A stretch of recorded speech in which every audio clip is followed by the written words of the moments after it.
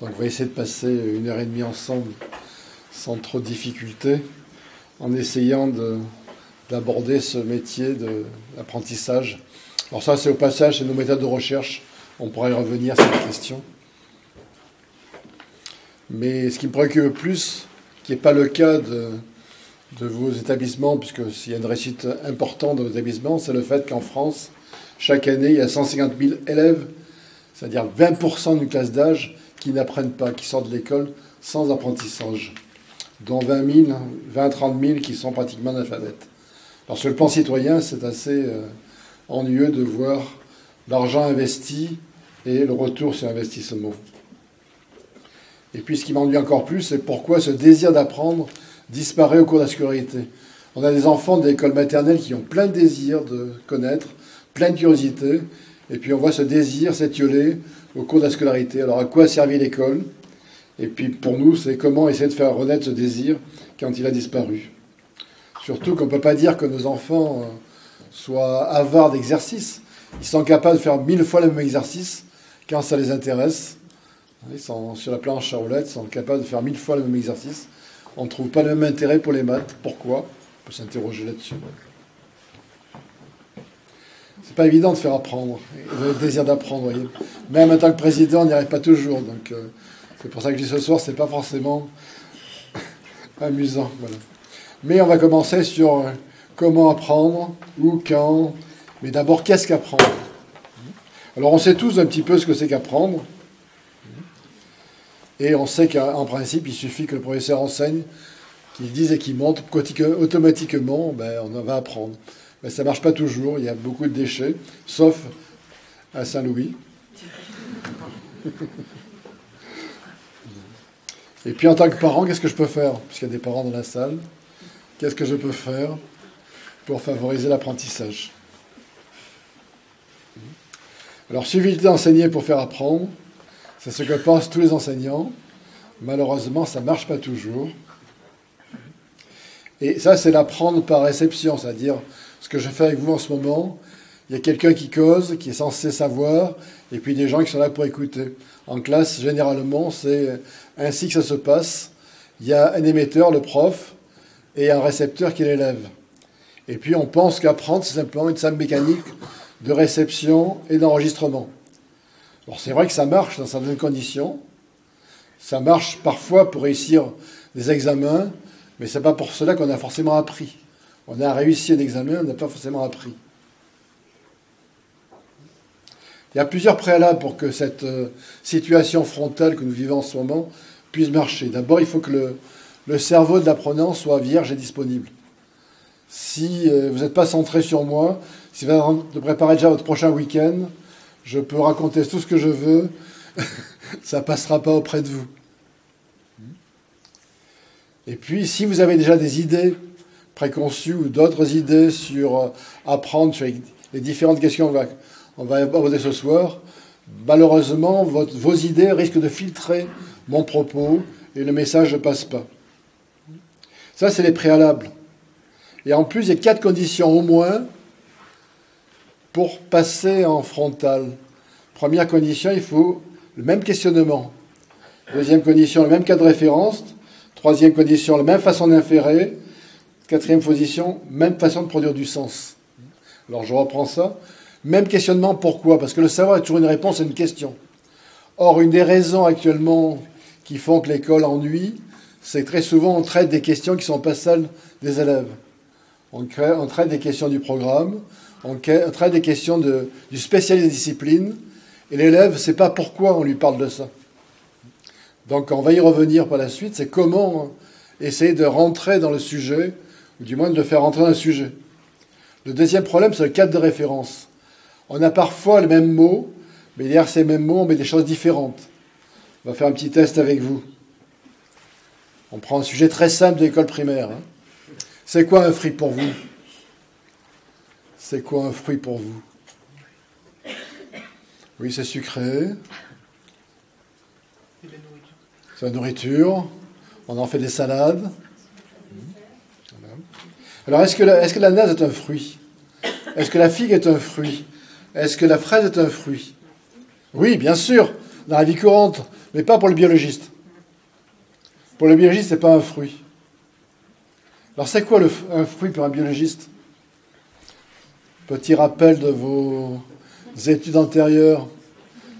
Il y a un prof de biologie ici. C'est quoi un fruit pour un biologiste? Non, ça vous dit rien? Comment? C'est le fruit d'une fleur. Ah, ça vient d'une fleur. Quelle partie de la fleur, en fait? Toujours petit rappel. Quelle partie de la fleur? Comment? La fleur femelle. La partie femelle, qu'on appelle comment? Ah, je vois qu'il y a du travail pour les biologistes. Hein. Alors, je ne vais pas vous faire patienter beaucoup. Mais le fruit, c'est la transformation d'un ovaire. Quand vous faites salade de fruits, en réalité, vous faites salade d'ovaire. Vous voyez le poids des mots. Et surtout, le gros problème, vous voyez, il y a un décalage entre les mots de langage courant et très souvent les mots de la science ou les mots d'une discipline. Et très souvent, on ne se comprend pas. Tout simplement, c'est le même mot, mais on n'a pas les mêmes choses derrière. Pour un biologiste, vous voyez, les aubergines, les courgettes et les tomates sont des fruits. Donc, en fait, une ratatouille, vous faites une salade de fruits. Pour la vie courante, ça ne marche pas, vous voyez. Les olives, les petits pois, tout ça sont des fruits, si vous voulez. Et en permanence, on ne se comprend pas, parce qu'on a les mêmes mots, et derrière ces mots, on met des choses différentes. Au passage, pensez aux discussions que vous pouvez avoir de votre mari ou de votre copain. Vous utilisez le même mot, tu ne me respectes pas. Que veut dire pour un le respect, que veut dire pour l'autre aussi le respect. Alors en permanence, on ne se comprend pas, parce qu'on a les mêmes mots, notamment ici, les fruits de mer, vous voyez. Et pourtant, on met des choses différentes. Ce qui fait que si on veut se comprendre dans un cours magistral, par exemple, il faut avoir même questionnement, parce que le savoir est une réponse à une question, même cas de référence, même façon de raisonner, même façon de produire du sens. Et là aussi, vous le voyez très bien dans un couple, qu'entre mari et femme, pour prendre des couples traditionnels, on a parfois du sens, on met du sens parfois différent, puisqu'on dit que les femmes viennent de Vénus et les hommes de Mars. Alors en permanence, de causer ne suffit pas à faire passer un message. Et pour résumer mes propos, voilà ce qui se passe en classe, généralement, en classe de sciences par exemple. Alors très souvent, quand ça ne marche pas comme ceci, on pense que c'est par les méthodes actives, par les méthodes dites constructivistes, pour prendre un peu de vocabulaire, qu'on va faire passer le message, c'est-à-dire, cette fois-ci non plus en le transmettant, mais en le faisant construire. Dans ce cas-là, ce n'est plus le prof qui transmet, par le projet, par le travail de groupe, c'est par l'action, par l'expression, qu'on essaie de faire construire le savoir aux élèves. Alors, on rajoute éventuellement un peu de mise en relation, éventuellement, pour les spécialistes, on reviendra par la suite, le conflit cognitif. Alors, c'est une bonne méthode, bien sûr, mais qui a des limites. Par exemple, ici, qu'est-ce que vous voyez? Un chien? Non. Non, c'est pas un chien qu'il faut voir. C'est un chat, voyons. Vous savez bien que l'image est renversée. Alors, ne tournez pas la tête. Je me tourne l'image. Ah ouais.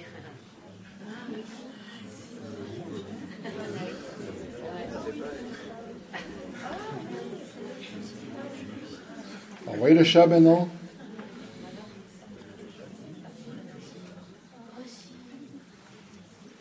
Alors, vous voyez, très souvent, on n'arrive pas à construire.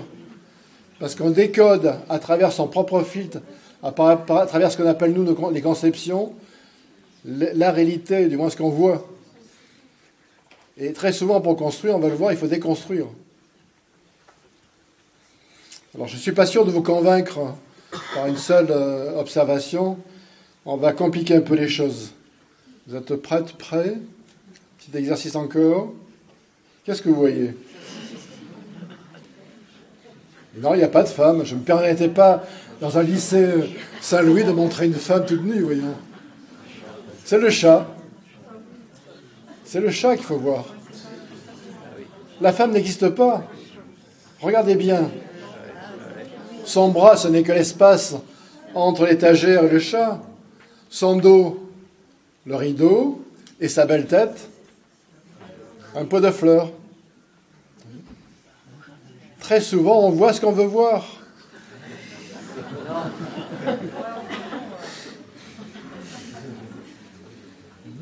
Et ça va très loin. Qui ne sait pas lire ici? Tout le monde sait lire? Qu'est-ce qu'il y avait écrit? Un mot, voyons, simple. Comme préparatoire. Je.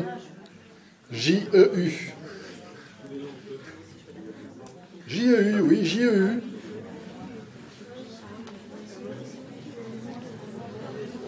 Mais ne restons pas là, on est là pour voir comment on apprend. Pourquoi des gens aussi intéressés que vous, curieux, qui sont à bac+N pour certains d'entre vous, n'ont pas lu ce mot « je ». Tout simplement parce qu'on a dans nos têtes des façons de voir le monde, des façons de percevoir le monde.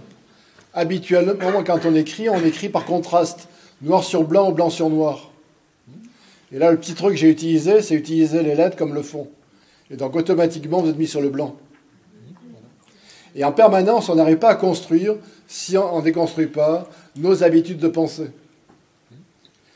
C'est pour ça que parfois, on a beaucoup de difficultés pour apprendre, parce qu'il faudrait pouvoir modifier nos habitudes de pensée. Autrement, la personne qui apprend, qu'elle soit adulte ou enfant, ne voit ou n'entend que ce qui est attendu. Voilà par exemple ici. Qu'est-ce que vous voyez en haut à gauche?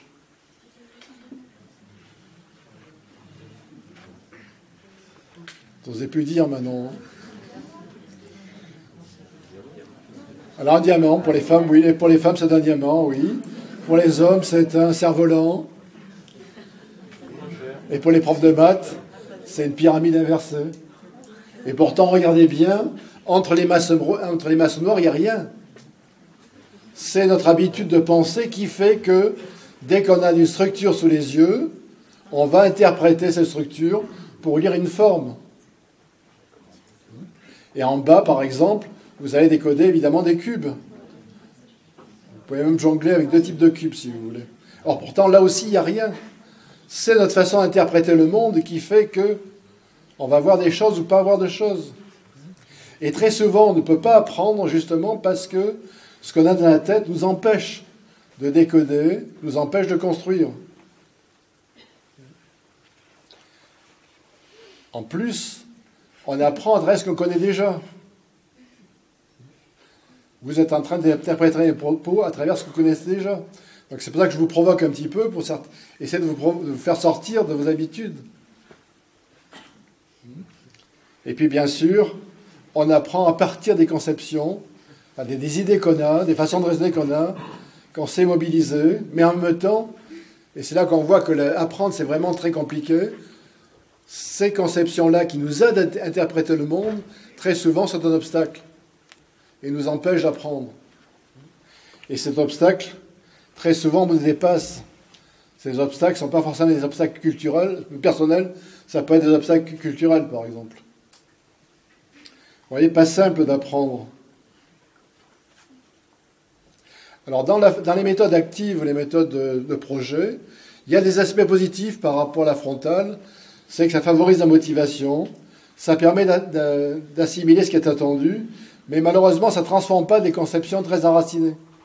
Et on a beaucoup de mal, notamment au lycée, à faire passer des idées sur la biologie, sur la physique ou sur l'histoire.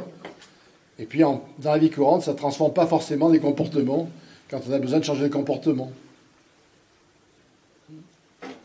Voilà ce qui se passe, si vous voulez, en classe. Les élèves nous arrivent avec des conceptions sur les sujets qu'on traite.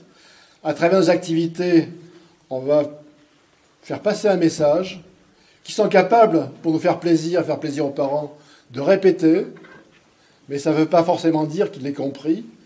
Et surtout, il va se détacher dès qu'on a le dos tourné. Ce qui se passe après le baccalauréat, par exemple, très souvent. Les élèves ont appris des choses pour le baccalauréat, mais très souvent, quand ils les interrogent 3 mois après, malheureusement, ce savoir est évacué. Alors que faire? J'ai insisté beaucoup sur la déconstruction. Et ça, c'est important aujourd'hui dans un monde qui change. Pour changer de conception, très souvent, et on le voit très bien sur le plan financier ou sur le plan économique, on est coincé par nos idées traditionnelles et on a du mal de rentrer dans un monde différent. Par exemple, ici, je suis sûr que là, vous n'avez aucun problème pour repérer l'Orient. Vous voyez très bien l'Orient au centre du monde, avec l'Asie d'un côté, l'Amérique de l'autre. Mais cette image-là du monde risque de nous empêcher de comprendre le monde actuel. Il vaudrait mieux peut-être avoir cette image-là du monde. Où là, on voit que la partie géostratégique, c'est l'océan Pacifique.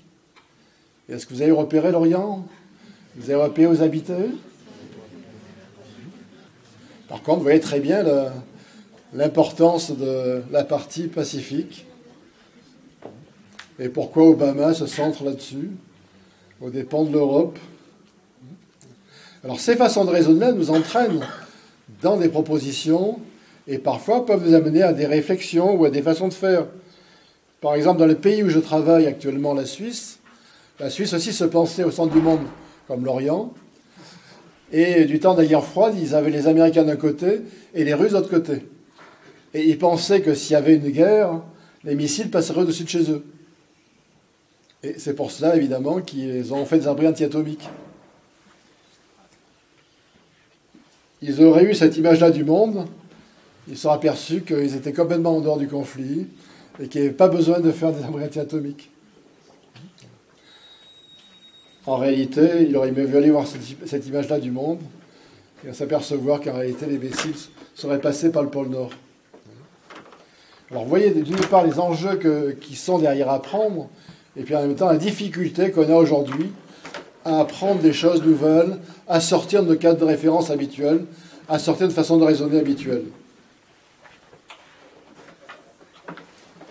Donc j'ai insisté sur le fait qu'apprendre était un processus complexe, où tout est paradoxal. On apprend seul, on ne peut pas apprendre à la place de l'élève.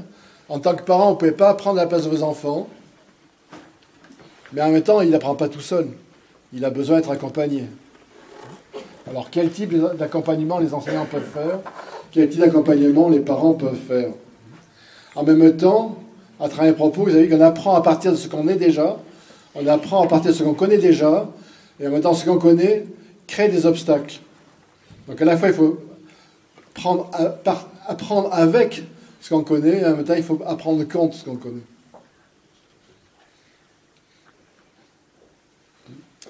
Et dans ce processus, c'est un processus essentiellement d'élaboration où il faut à la fois construire et déconstruire en parallèle. Notamment comme, en même temps, désapprendre. Mais Bachelard le disait déjà, mais on ne peut pas désapprendre d'entrée. On ne va pas lâcher ce qu'on connaît pour rien. En réalité, les deux processus sont en parallèle. Et si on veut faire apprendre, si on veut faire changer de comportement, la seule chose qu'on peut faire, c'est mettre à disposition de l'élève un environnement qui peut favoriser son apprentissage. Alors on pourra en parler par la suite. Ce n'est pas en termes de méthode qu'on peut penser, c'est plutôt en termes d'environnement. Et là, j'aimerais vous mettre en avant un petit peu, que ce soit pour les profs ou pour les parents, les différents paramètres qui aident, qui facilitent l'apprentissage. Alors je le traite aussi bien pour les enfants que pour les adultes, c'est pour ça que j'ai mis la personne. La personne apprend si elle prend appui sur ses conceptions, d'où l'importance pour les enseignants en particulier de connaître ce qu'a l'enfant dans sa tête. Et pour les parents, ce n'est pas négligeable non plus. Mais en même temps, pour qu'il le fasse, il faut qu'il soit concerné, interpellé, questionné. S'il n'y a pas de question derrière, l'enfant, l'élève n'apprendra pas. En même temps, s'il ne lâche pas ses conceptions, s'il reste ancré sur ses conceptions, rien ne se passera. C'est comme pour nos politiques. C'est une petite parenthèse. En même temps, pour apprendre, il faut trouver un plus. Alors ce plus, malheureusement, pour les enseignants, ça dépend des personnes. Certaines personnes apprennent par plaisir, par exemple. D'autres, si elles ne trouvent pas de la joie ou du bonheur, elles ne vont pas bouger leur conception. Pour apprendre, il faut avoir confiance.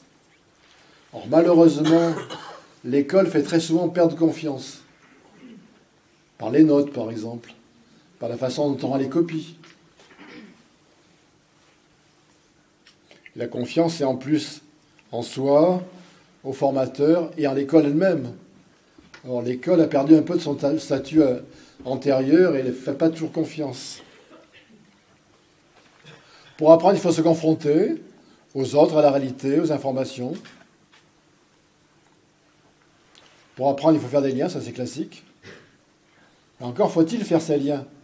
Or, très souvent, les enfants ne font pas des liens entre les disciplines, les différentes disciplines. Pour apprendre, il faut trouver des aides à penser. Il faut avoir des sortes de béquilles. Alors, ces béquilles, ça peut être des métaphores, des analogies, des schémas.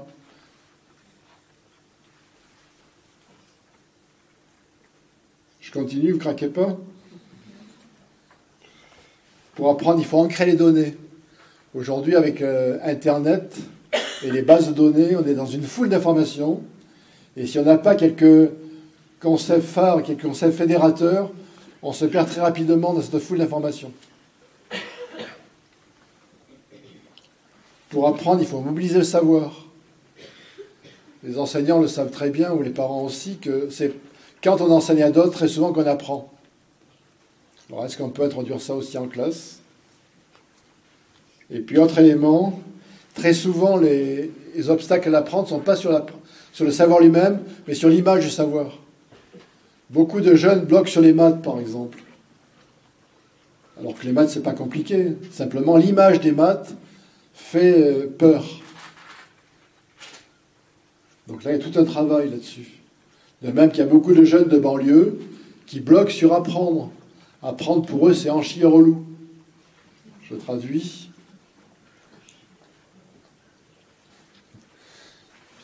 C'est-à-dire, c'est simplement l'image d'apprendre. Apprendre, c'est ennuyeux.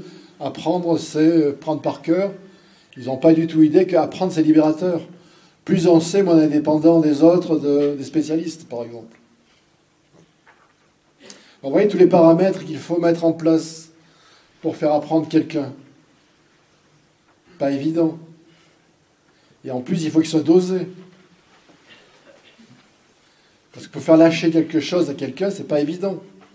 Prenons une métaphore. La métaphore du couple, par exemple. Comment vous faites pour que votre conjoint se lâche? Si vous voulez faire passer un message qu'il n'est pas d'accord avec vous, qu'est-ce que vous faites?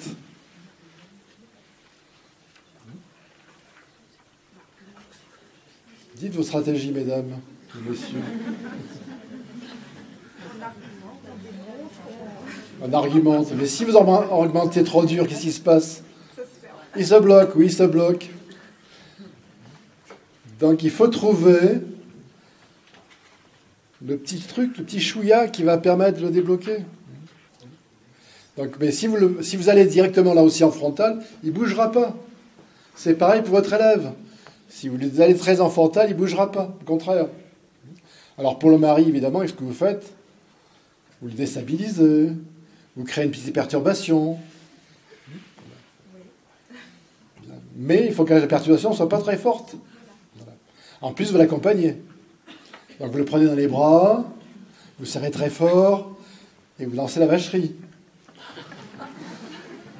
Pour les élèves, malheureusement, ça ne marche pas. Vous n'avez plus le droit de prendre les élèves dans les bras. Mais là aussi, il faut inventer un accompagnement, vous voyez. Tout se joue dans cet autre paradoxe. À la fois, il faut perturber, en même temps, il faut accompagner.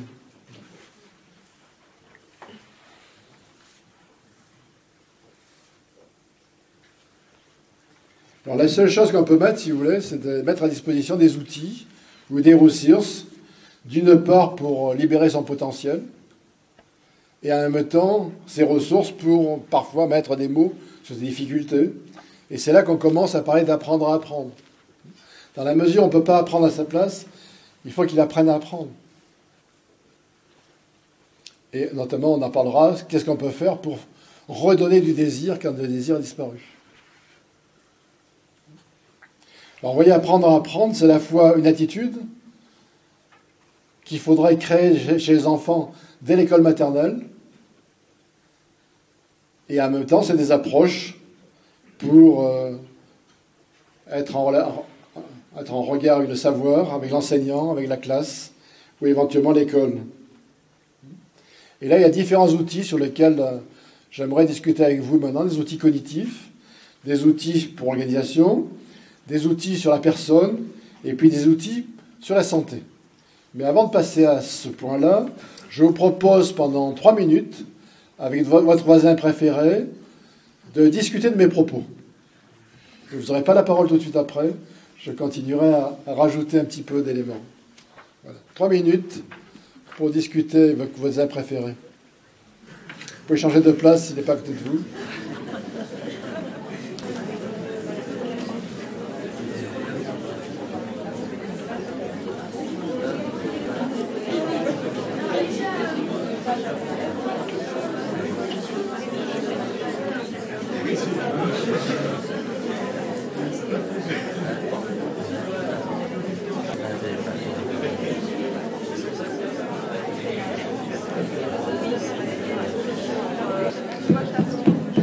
Voilà, on revient ensemble.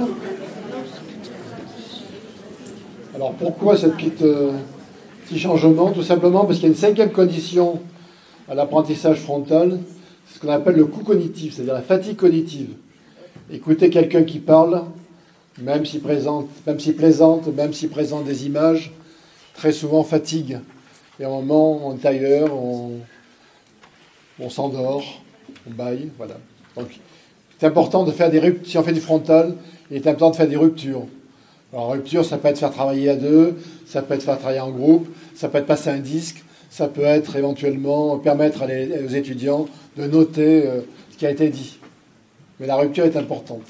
Puis il y avait une deuxième raison de cette proposition.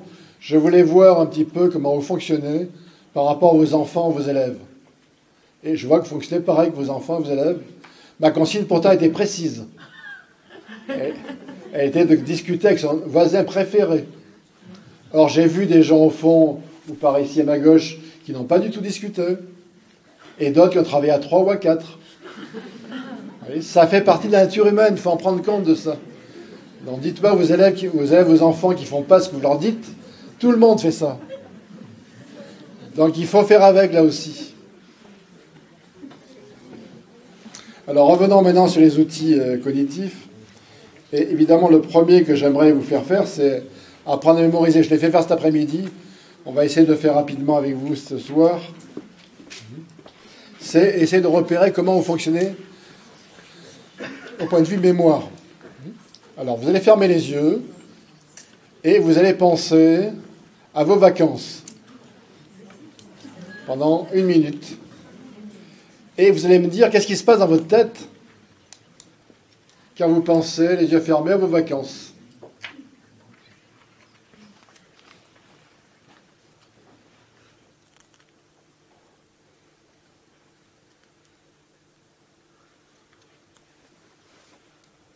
Voilà, vous pouvez ouvrir les yeux. Alors là aussi, j'ai vu que tout le monde ne joue pas le jeu, hein, c'est normal, là aussi. Il y a des gens qui n'ont pas fermé les yeux, qui n'ont pas joué le jeu, mais ça fait partie de l'histoire. Voilà. Alors, qu'est-ce qui s'est passé dans votre tête? Des images, certains ont des images, des photos. Voilà. D'autres ont eu quoi? Des sons, ils ont entendu des choses. Donc là, on retrouve, si vous voulez, les grandes rubriques de nos mémoires qui ont été largement développées par la Garandrie, mais qui datent en réalité du 19e siècle. C'est qu'il y a des variantes, on a chacun des façons de mémoriser différentes, et il est important de les connaître. Alors on pourrait trouver des nuances aussi. Les gens qui entendent peuvent soit besoin de se raconter une histoire eux-mêmes, soit entendre la voix du professeur, soit éventuellement entendre une voix. Donc c'est important, si vous voulez, pour mémoriser, c'est d'abord repérer sa propre façon de faire. Et savoir que pour chacune des façons de faire, il y a des avantages et des inconvénients. Les gens qui sont, par exemple, dans l'auditif, ont la potentialité de voir des détails, mais ils ont du mal à structurer, ils ont du mal à faire des synthèses. Tandis que ceux qui sont plutôt visuels sont dans la globalité et parfois ne tiennent pas compte des détails. D'où l'importance de repérer qui on est, comment on fonctionne, et en même temps savoir et de s'habituer aux autres façons de fonctionner. Bon, et puis il y a encore des gens qui ont peut-être entendu des sons, qui ont senti des choses, ou qui ont eu envie de faire des mouvements. Là, il y a encore une variante qui sont les kinesthésiques, les gens qui ont besoin d'associer un mouvement à un message. On peut faire l'exercice, par exemple, avec vous. Prenez votre poignet, voilà, frottez-le bien. Regardez Madame la directrice. Elle est où ? Elle est là, Madame la directrice. Et dit, cette personne est formidable. Voilà. On va voir après si ça ne marche pas.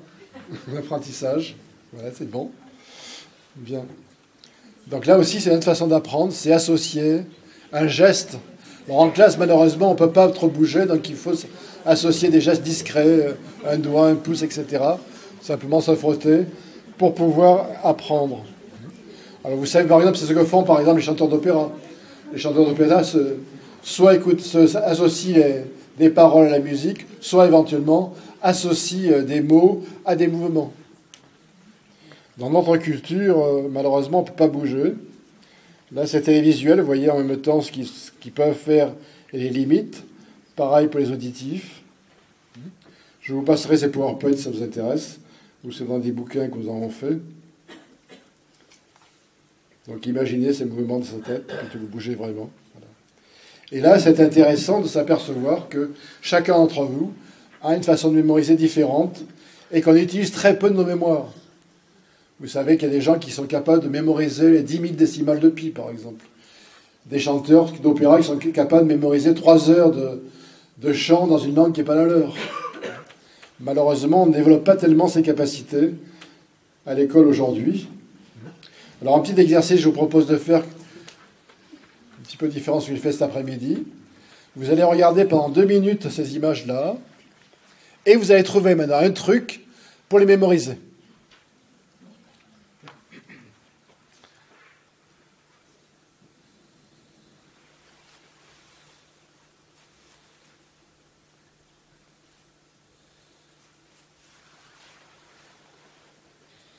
Voilà, pour ceux qui ont du papier, vous pouvez noter.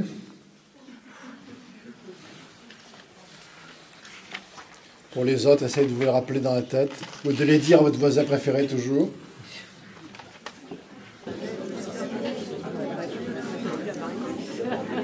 Voilà, vous pouvez vérifier.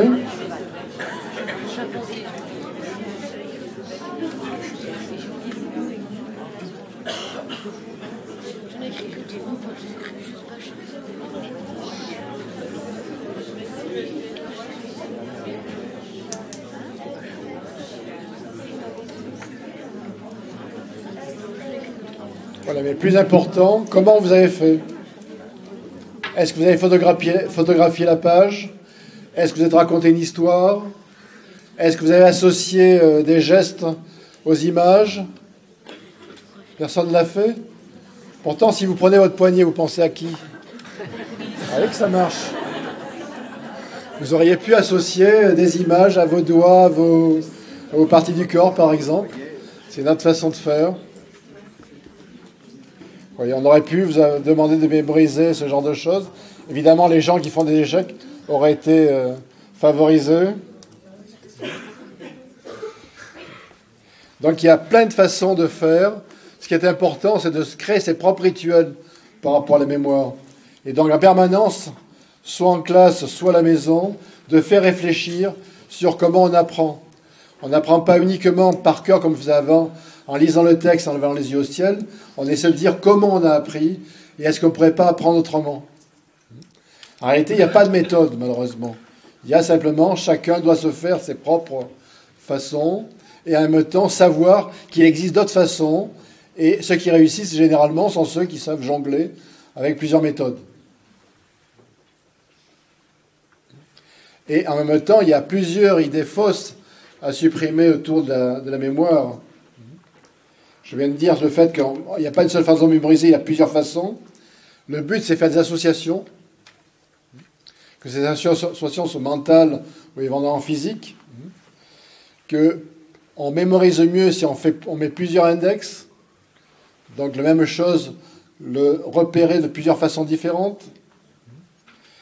Il n'y a pas de centre de la mémoire dans le cerveau. La mémoire est distribuée dans l'ensemble du cortex, la surface du cerveau. Beaucoup de gens pensent, et beaucoup de jeunes en particulier, disent je ne vais pas apprendre ça parce qu'après j'aurai plus de place pour autre chose. Il faut penser que la mémoire, ce n'est pas un disque dur, ce n'est pas une bibliothèque. Plus on en met, plus on peut en mettre, parce que c'est un réseau. Et ce réseau permet justement de s'amplifier. En plus, la mémoire, ce n'est pas seulement un problème de stockage, c'est un problème d'encodage et de décodage. C'est-à-dire qu'il faut trouver les façons de le mettre en tête pour pouvoir le ressortir ensuite. On va y revenir là-dessus. Autre chose importante pour les personnes qui sont un peu plus âgées dans la salle, ne dites pas j'ai perdu ma mémoire. Non, vous avez tellement de choses dans la tête que ça prend parfois un peu plus de temps pour que ça revienne. Il faut savoir positiver. Et en plus, on peut apprendre à tout âge. Puis dernière chose, la mémoire, ça fonctionne avec le sommeil. Dormir, ce n'est pas une perte de temps. Évidemment, il y a toujours un problème d'optimum, bien sûr. Mais c'est généralement la nuit qu'on apprend. C'est la nuit que notre cerveau restructure la pensée, du moins les informations du jour, pour mettre en place les idées dans la tête. D'où l'importance de dormir. On y reviendra s'il y a des questions après là-dessus. Vous voyez tous les paramètres qui sont liés à la mémoire. Et en même temps, mémoriser, vous voyez, fonctionne d'une part avec comprendre. On mémorise d'autant mieux qu'on a compris avant. Même si parfois on n'a pas besoin de comprendre pour l'examen. Ça, c'est vrai. Mais si on veut garder le savoir, il est d'autant mieux nécessaire qu'il faut avoir compris. Et en même temps, la mémoire fonctionne avec la mobilisation. Plus on réutilise le savoir, plus on va être performant. Donc pensez le réutiliser de temps en temps, notamment dans des situations autres que celles qu'on a appris. D'où l'importance d'entraîner à mémoriser. Et pour ceux qui passent l'examen, c'est important de s'entraîner à mémoriser en plusieurs temps, tout de suite après le cours, parce que là on est frais et on peut compléter sa prise de notes. Quelques temps après pour voir si on sait bien tout, s'il ne manque rien. Et puis, avant l'examen, de façon d'autant plus rapide qu'on se rapproche de l'examen. En même temps, l'importance de mémoriser dans le calme, dans la distraction. Si on mémorise avec le smartphone toujours ouvert, on est en permanence perturbé par les SMS qui arrivent. Donc là, il est important d'apprendre peut-être à fermer de temps en temps son smartphone, y compris pour les adultes, je parle aussi. Et puis, même sa table de travail est importante, parce que s'il y a trop de choses sur la table, on peut être perturbé aussi. Voilà. Bien, j'ai parlé du sommeil, et bien sûr, dans la mémorisation et le contexte, il faut toujours mémoriser dans les conditions où on va être interrogé.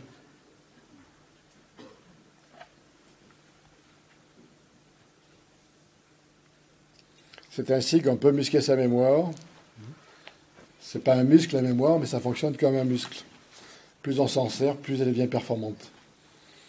Donc essayez d'apprendre de différentes façons, par exemple, de façon à multiplier les index pour pouvoir retrouver les informations.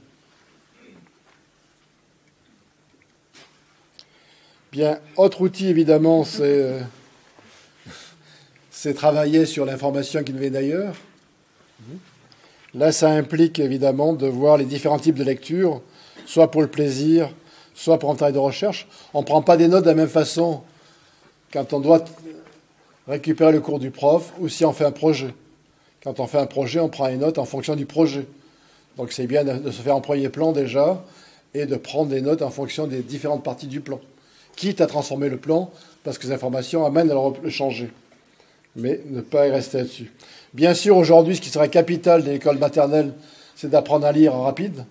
On a tellement d'informations qu'il faut aujourd'hui s'entraîner à avoir des techniques de lecture rapide. On ne peut plus traîner sur les mots. Et puis, autre chose importante aussi, c'est apprendre à lire un hypertexte, c'est-à-dire apprendre à lire dans des réseaux, ce qu'on n'apprend pas forcément non plus à l'école, qui devrait pourtant être obligatoire. mais ce n'est pas encore le cas. Alors voilà des outils cognitifs. Non, là, on va passer aux outils d'organisation. Un premier qui est très facile à faire et qui peut rapporter gros, c'est les 30 secondes. Vous allez fermer les yeux pendant 30 secondes, encore à nouveau, et vous allez essayer de dire les 2 idées essentielles que vous avez récupérées depuis qu'on est ensemble.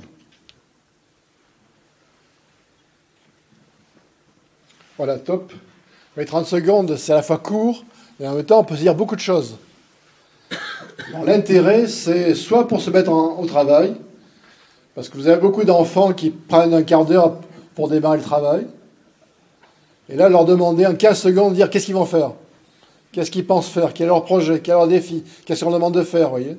Ou éventuellement, à la fin du cours, ou quand ils rentrent le soir, en 30 secondes, qu'est-ce qu'ils ont appris d'important. Voilà, c'est un petit truc, entre guillemets. Vous voyez, ça n'a rien de génial, mais ça rend beaucoup de service.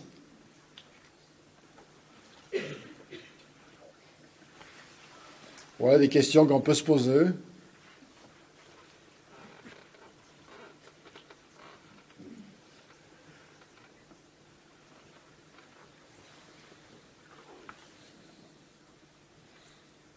Et pour les jeunes qui sont ici, l'intérêt, c'est de passer beaucoup moins de temps à faire ses devoirs, de ne pas traîner.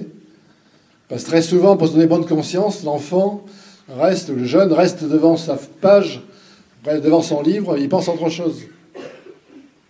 Et après, évidemment, ça occupe tout le week-end.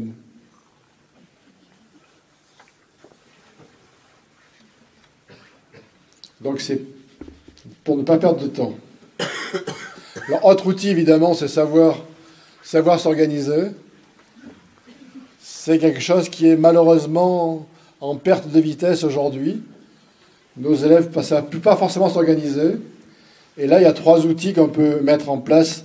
Et en tant que parent, vous pouvez faire attention. C'est évidemment l'emploi du temps, l'agenda et une feuille qui s'appellerait « J'anticipe » pour ne pas qu'il soit toujours à la bourre, du moins en retard pour faire les travaux.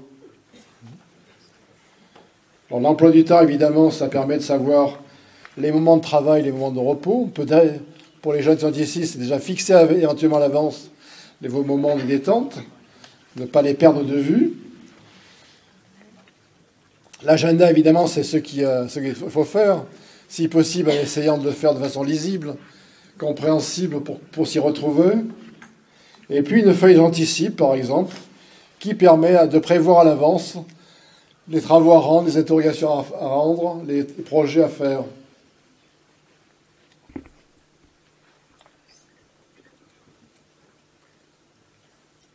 Donc je ne veux pas insister là-dessus, oui, c'est du bas à bas, mais c'est des choses qui peuvent aider à s'organiser. Notamment, c'est très important pour les parents qui ont des enfants précoces, par exemple. Un des gros problèmes des enfants précoces, c'est de ne pas savoir s'organiser.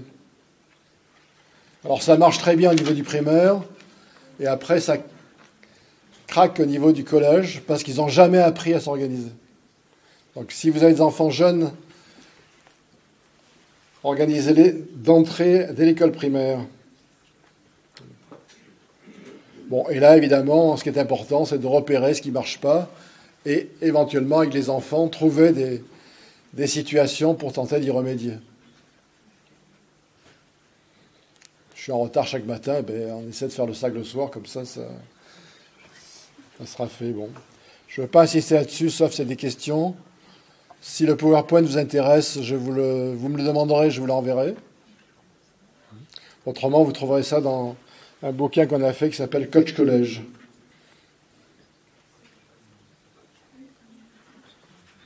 À chaque fois, les difficultés et puis les solutions possibles. Notamment les problèmes avec le prof, par exemple. Pour les parents, c'est important de parler de la relation de l'enfant avec le prof. Quand ça ne marche pas, très souvent, l'enfant craque, non pas à cause du savoir, mais à cause de la relation avec le prof. Il est important de lui apprendre à vivre avec son prof, à repérer qu'est-ce qui se passe, pourquoi ça accroche, pourquoi ça accroche pas. Lui faire comprendre que le prof, c'est un être humain, qu'il a aussi ses propres difficultés, qu'il n'est pas toujours au top, que si ses cours sont ennuyeux, il peut faire des choses à côté pour les rendre plus intéressants. Et puis si on veut savoir que si rien ne marche, le prof a toujours raison.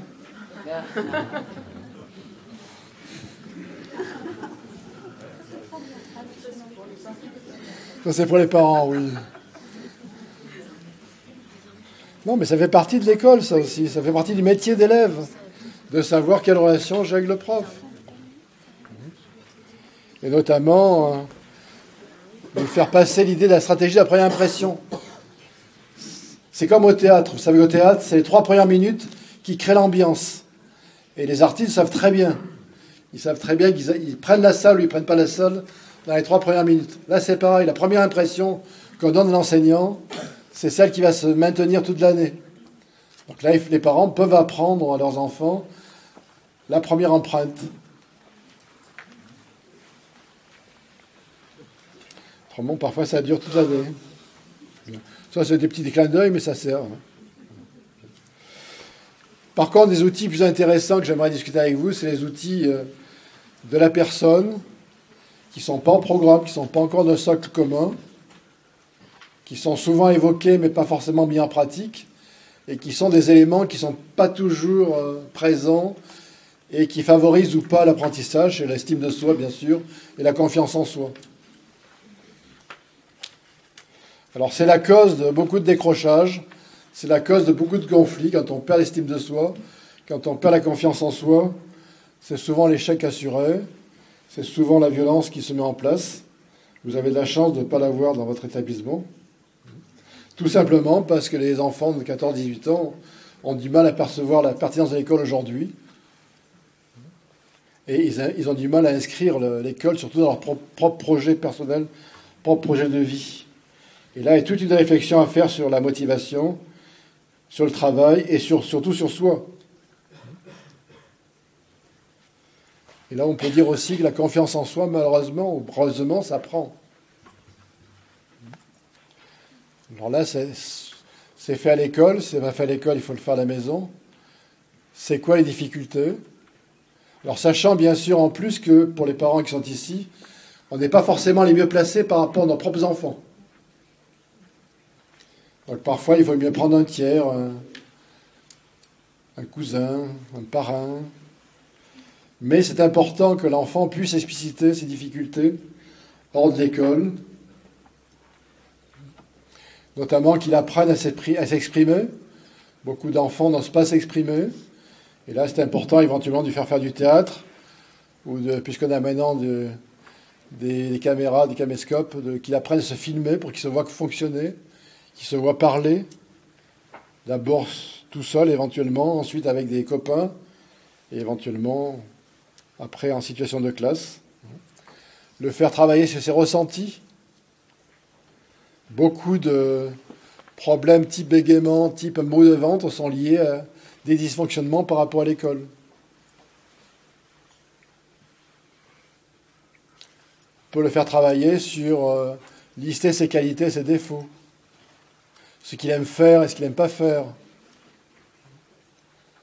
Et puis quand on ne peut pas tout changer tout de suite, ce qu'on ne peut pas faire, ce qu'on n'aime pas faire, on peut faire déjà un geste symbolique. Déchirer, le mettre l'enterrer, le brûler, le mettre dans un tronc d'arbre comme font les Chinois. C'est un moyen de s'exprimer chaque fois. Nous, on utilise beaucoup tous ces éléments-là, et notamment aussi se concentrer sur les succès, y compris les succès non scolaires. Parce qu'on peut très bien craquer en classe, mais avoir des succès en foot, en rap, pour montrer qu'il a quand même des capacités sur lesquelles on peut s'appuyer. Nous, on a réussi à récupérer des enfants parce qu'ils étaient bons à la pêche à la mouche, ou ils étaient bons à dribbler. C'est notre façon de pouvoir s'exprimer et éventuellement de faire des échanges savoirs, d'apprendre. L'enfant peut apprendre aux enfants à faire quelque chose. Il change de rituel par rapport à ses copains. Et en même temps, il s'aperçoit qu'il a des compétences. Et en même temps, pour les expliquer à ses copains, éventuellement, il va prendre le temps de chercher, de se renseigner. et on peut très bien le recycler ainsi. Évidemment, apprendre l'estime de soi, c'est apprendre à se connaître. Et ça, c'est dommage que la philosophie ne commence qu'en terminale. Il faudrait pouvoir faire de la philosophie depuis la maternelle. Non pas en travaillant les grands textes, mais en travaillant sur soi. À quoi je tiens? Qu'est-ce qui me fait lever le matin, par exemple? Qu'est-ce qui me porte?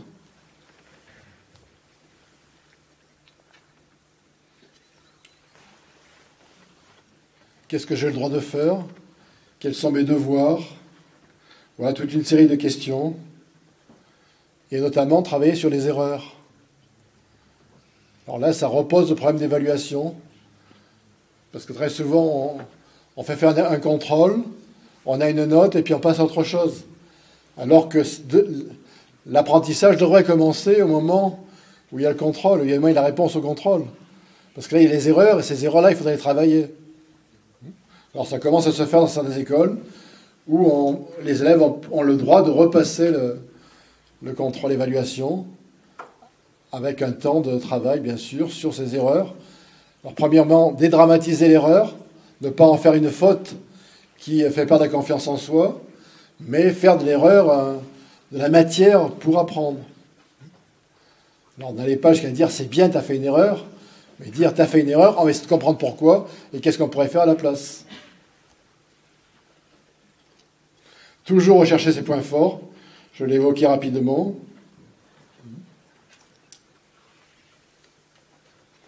Éventuellement, ça peut se faire en groupe, ça se fait de plus en plus dans les écoles, des groupes de coaching, j'aime pas le mot, mais c'est un moyen d'explorer soi, de travailler éventuellement quand ils ne veulent pas parler sur eux, de leur demander d'apporter un objet ou quelque chose auquel ils tiennent, et à travers ce média, ils parlent d'eux. Donc des lieux de parole, ça se fait de plus en plus d'entreprises, ça pourrait se faire dans les écoles. Il y a différentes techniques d'écoute, je parlerai s'il y a des questions là-dessus. On fait pas mal de jeux de rôle, on fait pas mal de théâtre interactif, autant d'éléments qui permettent éventuellement toujours de faire exprimer les choses. On travaille beaucoup sur l'art, sur le sport, sur l'art, les dessins par exemple. Et à travers le dessin, l'important, ce n'est pas simplement la technique, c'est aussi parler de soi. C'est de bonnes situations pour parler de soi. Bon. Puis de temps en temps, quand on craque, on peut se faire un bol de colère. On a le droit de craquer aussi. Mais de façon soft. Tout l'important, c'est évidemment trouver des solutions. Voilà.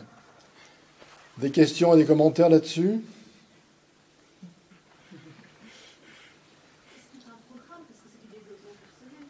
Oui, mais c'est pas en programme, malheureusement. Pour le moment. Pas encore, mais là on travaille pour l'école 2050, on a dit tout à l'heure. Mais ces éléments-là favorisent la réussite scolaire. C'est dommage de ne pas les travailler en classe. Parce qu'à la maison, on n'est pas toujours le mieux placé pour le faire, en tant que parent.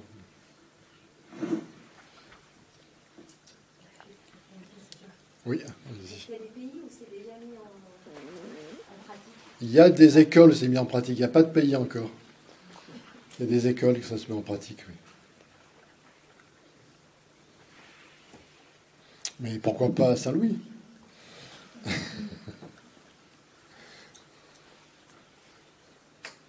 Autre question, de commentaire? Mais ça, en ce moment, on est en train de parler des programmes. Peut-être faites du lobby auprès de vos députés. Puisque les programmes sont décidés en principe maintenant. Avant, c'était fabriqué par des inspections. Maintenant, c'est décidé par un comité des programmes dans lequel il y a la représentation nationale, et je crois qu'ils vont être votés par l'Assemblée nationale la prochaine fois. Ça, c'est un gros problème, je ne parlerai pas maintenant, mais on pourra l'évoquer une autre prochaine fois, c'est le fait que les programmes sont repensés, bien sûr. Nos programmes de l'école sont ceux de l'école du XIXe siècle.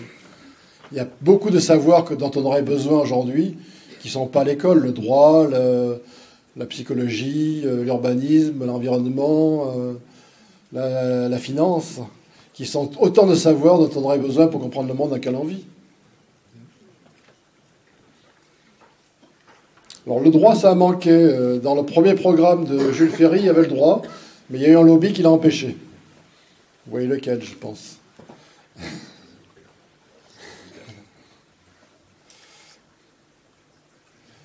Pourquoi la santé n'est pas au programme, par exemple? Il y a un peu d'hygiène, mais il n'y a pas de santé, par exemple. Or, la santé devrait être aussi au programme de l'école. Mais là, il y a une réflexion à mettre en place pour que les problèmes évoluent. Autrement, on va rester avec les disciplines qui sont celles du XIXe siècle, les maths, le français, l'histoire, la géographie. Mais cela n'empêche pas les gens qui font les programmes de les modifier régulièrement, Oui, sans mais- ajouter de nouveaux programmes. Tout ça, oui, mais ils travaillent dans leur propre... Ça, c'est le corporatisme, on travaille dans sa propre compétence. Ça s'appelle l'autosuffisance du système. Oui, mais oui. Mais là, il y aurait toute une réflexion à avoir, mais ça peut être que les gens extérieurs qui peuvent l'avoir. De quel savoir on a besoin pour comprendre le monde dans lequel on vit. Mais ce n'est pas au programme ce soir non plus, donc je ne vais pas le développer beaucoup, mais c'est une question à avoir en tête. Voilà. Bien, par contre, j'aime bien vous parler un petit peu des ressources pour créer le désir. Alors, pendant que je causais, il y a toute une série de paramètres qui sont branchés au tableau, qui sont, si vous voulez, les ingrédients du désir. Et là aussi, il n'y a pas de méthode, ça dépend des personnes. Mais tous ces ingrédients interviennent. Alors, historiquement, ce qui nous poussait à apprendre, c'était les besoins. Besoin de manger, besoin de se reposer, besoin de se protéger. Aujourd'hui, manifestement, ces besoins-là sont réglés, donc c'est plus ça le moteur, si vous voulez. Quoi qu'on aurait besoin de réfléchir sur comment on mange. Mais ça, c'est... Alors, on peut s'appuyer éventuellement sur le projet d'être ou de faire. Et là, on revient au point d'avant, c'est faire exprimer le jeune sur quel est son projet d'être ou de faire. Autre élément qui peut intervenir, c'est soit le plaisir, soit les sens. Alors, le plaisir, parce que apprendre, il faut trouver ce plus. Donc ça peut être le plaisir, mais ça peut être, j'ai dit tout à l'heure, la joie ou le bonheur, suivant les personnes. D'autres ont besoin de trouver du sens. Et puis vous avez d'autres ingrédients qui interviennent dans le désir, c'est l'estime de soi, la confiance en soi, et aussi la perception de l'activité elle-même, le jugement qu'on porte sur l'activité. Si l'école est désirable, on va avoir du désir. Malheureusement, de nos jours, l'école est moins désirable qu'elle était avant. Donc il faut retrouver du désir dans l'école. Qu'est-ce qu'on pourra introduire dans l'école pour lui remettre des désirs?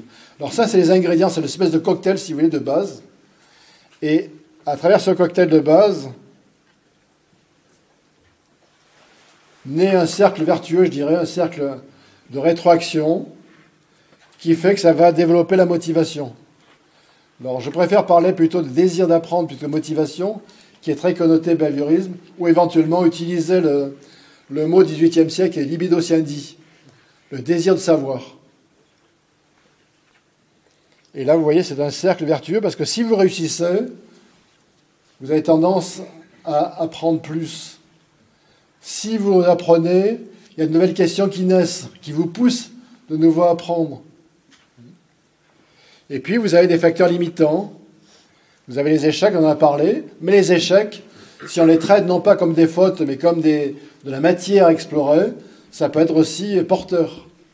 Et là, c'est tout un rapport à l'échec qu'il faut travailler au niveau de la classe. Il ne faut plus avoir des mauvaises notes qui bloquent ou des copies couvertes de rouge qui font perdre l'estime de soi. Il faut dire, bon, tu as fait une erreur, on va essayer de comprendre pourquoi. Je te donne tel type d'exercice ou tel type de commentaire pour que tu dépasses ton problème, et puis je te réinterroge dans 15 jours.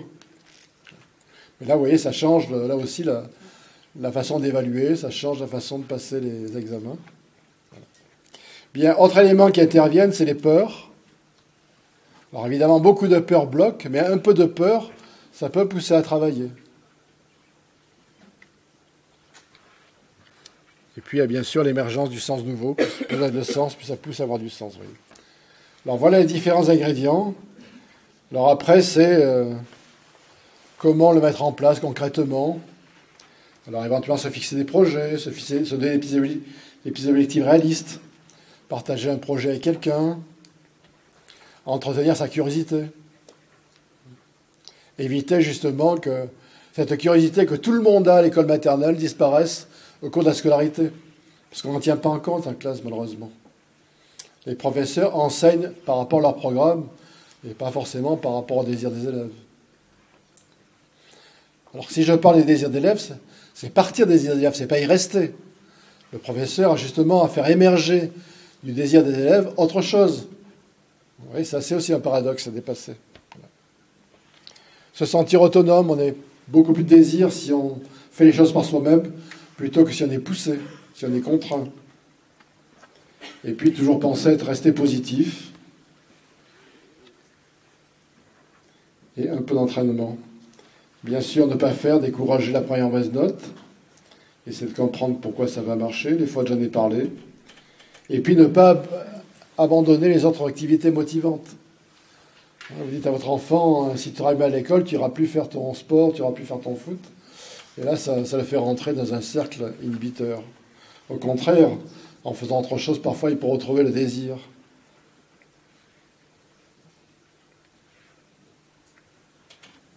Bon, quelques astuces que vous pouvez donner aussi.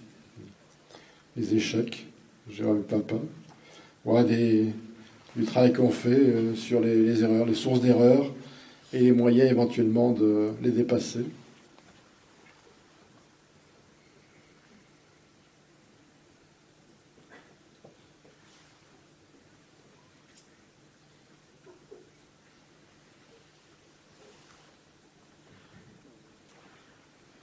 Bon, je vous laisse lire ça tranquillement chez vous.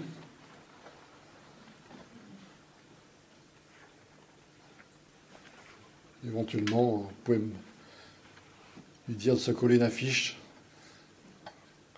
dans sa chambre pour se féliciter, si vous ne le faites pas vous-même en tant que parent. Faites attention, pour les parents aussi, faites attention à l'entourage. Très souvent, les bons élèves se mettent ensemble, les mauvais élèves se mettent ensemble. Et puis l'important d'être entreprenant. L'entreprenant, moi, est-ce qu'en science, en France, on pense toujours à l'entreprise? Non, monter un club, monter une association, c'est aussi être entreprenant. Mais pourquoi pas aussi en termes d'entreprise? On est trop dans la consommation en France, pas assez dans l'entreprise, mais on n'en parle pas, ça, sur le plan politique, malheureusement. Alors, les derniers outils que j'aimerais vous parler avant de vous laisser la parole, parce que je vois que le temps est presque dépassé, c'est les outils par rapport à la santé. Pour apprendre, il faut être en bonne santé. Donc les problèmes, évidemment, qu'on a évoqués de sommeil, de nutrition, pour en parler si vous êtes intéressé. Mais c'est aussi les problèmes de relaxation. Vous avez vu tout à l'heure qu'il fallait changer d'activité. On peut faire des petites activités aussi de relaxation, notamment avant d'attaquer les devoirs le soir. On peut proposer aux enfants, après qu'ils aient goûté ou avant qu'ils aient goûté, de faire une petite sieste ou éventuellement de faire quelques exercices de relaxation. Alors, je vous en propose juste un, pratiquement, parce que je vois que certains d'entre vous sont fatigués. Vous allez de nouveau fermer les yeux, bien vous appuyer sur le dos, sentir le dossier dans le dos, bien mettre les pieds à plat. Vous allez mettre une main sur le ventre. Et très tranquillement, vous allez respirer par le ventre. Là, fermez vos yeux. Je sais que ce n'est pas l'habitude dans un amphi de fermer les yeux. Essayez de sentir votre respiration. Essayez de pousser le ventre. Mesdames, vous respirez trop haut. On a appris à mettre en avant votre poitrine. Il faut descendre la respiration. Voilà, respirez tranquillement. Voilà, et là, vous allez prendre une respiration un peu plus longue, une inspiration un peu plus longue. Et sur une inspiration un peu plus longue, vous allez serrer votre mâchoire. Allez-y, inspirez, inspirez, serrez, serrez, serrez, serrez, serrez, serrez, serrez. Inspirez, bloquez, lâchez. Reprenez votre respiration tranquillement. Essayez d'évacuer la collègue à côté ou le collègue à côté.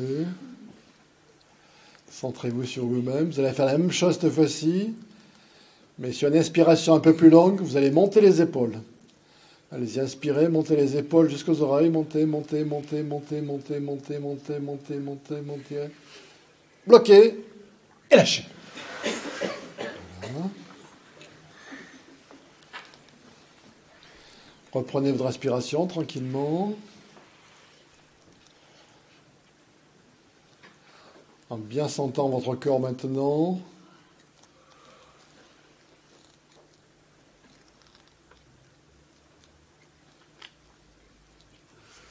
Et très lentement, vous allez monter vos deux bras à la verticale. Doucement, très lentement, vous allez monter vos deux bras à la verticale, très très lentement. Très très lentement. Vous allez trop vite, vous ne sentez pas vos bras. Prenez le temps. Voilà, vous ouvrez les yeux et vous étirez comme un chat. En faisant attention à votre voisin, bien sûr. Voilà, ça a pris 1 minute 30, vous voyez. 1 minute 30. C'est quelque chose qu'on peut faire très rapidement. Alors chez vous, faites-le quand vous rentrez, par exemple, du travail ou de la classe que vous avez faite, avant de passer à autre chose. Alors chez vous, faites-le à plat sur un tapis, pas sur le lit parce que vous allez vous endormir, mais sur un tapis ou sur la moquette. Je pourrais vous faire d'autres exercices de ce style. Autre exercice, par exemple, que font les Chinois en classe avant de rentrer en classe. Avant chacun des cours, les Chinois mettent les mains sur les yeux et très très lentement font 8 fois le tour des yeux. C'est à la fois un moyen de rentrer dans le cours, un moyen de se calmer, de faire une rupture entre la récréation et la classe, et ensuite de partir directement dans le cours. Voilà. Avant, il y avait le rituel de se lever quand le professeur rentrait. Maintenant, il n'y a plus ce rituel. Voilà notre rituel que vous pouvez inventer, par exemple, dans vos classes, pour les enseignants. En tout cas, un rituel que vous pouvez inventer pour les parents à la maison, avant d'attaquer les devoirs, et que vous pouvez utiliser aussi pour vous, de façon à être moins énervé quand vous rentrez le soir du travail. Je voulais juste, pour conclure, vous parler qu'apprendre, c'est ça, vous voyez. C'est très paradoxal. Mais il faut s'y faire. C'est ainsi, c'est ça qu'il faudrait apprendre dans la formation des enseignants. Mais surtout ne pas se limiter trop à la bonne conscience.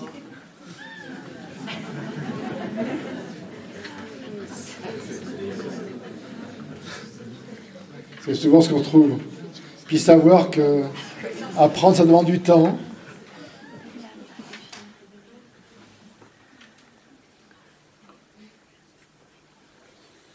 Voilà, je finis par une pub alors, puisque vous voulez une pub. Voilà, donc si vous êtes intéressé, il y a ce petit bouquin qui s'appelle Coach Collège, que vous avez maintenant sur Internet, en Android et en iPad. Et puis vous avez une série de petits bouquins sur apprendre à apprendre, apprendre à réussir, apprendre à réviser, apprendre à prendre des notes, qui sont même tous traduits en chinois maintenant, oui. Les Chinois sont intéressés, alors que les Français ne connaissent pas encore. Voilà, je vous ai mis en bas mon adresse mail pour ceux qui souhaitent avoir le PowerPoint.